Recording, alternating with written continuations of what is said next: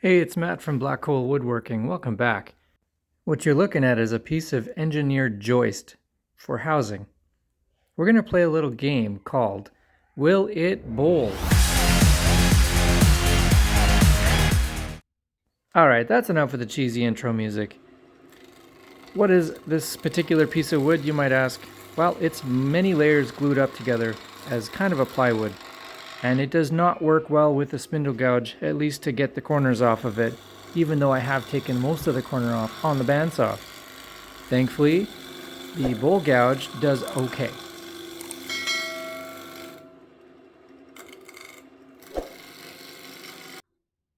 You can really see the layers there a little bit. Now it's time to flatten the bottom, and this, I gotta say, was the trippiest thing to try and cut.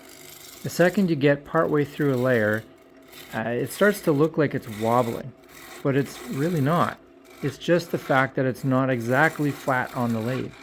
And those little layers don't make it look straight.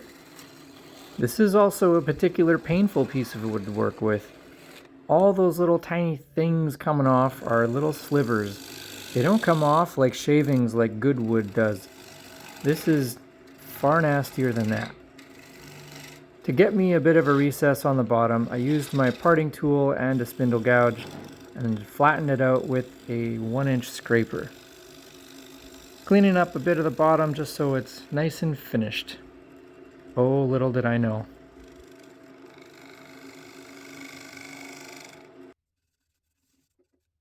The finish of choice is a shine juice of sorts and beeswax over top of that to kind of lock everything in there. Makes it nice and shiny and feels really good.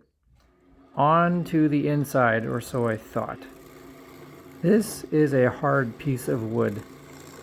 As soon as you hit a glue line like this, yeah, not fun. So, had to flip it back around, dig that recess a little deeper, just so I had a better, more firm grip. I did break the tenon on the bottom a little bit.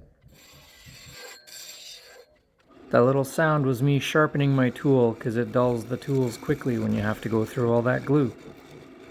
Not to mention, when you go through all that glue, you can see the different layers kind of popping through, which looks kind of neat, until you realize that you really want to end up on a good color, because I see the bottom of my bowl now, and that's not a good color for me. It just doesn't look that nice.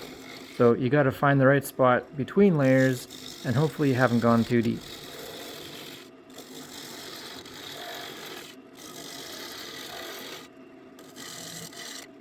I don't normally cut a bowl out this way, but the way this glue works, it seems to work better than trying to punch straight through like I normally do.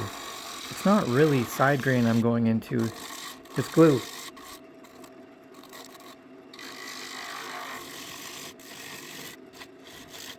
Now's the time I work with the bottom to try and get a color that I like, and that's not it.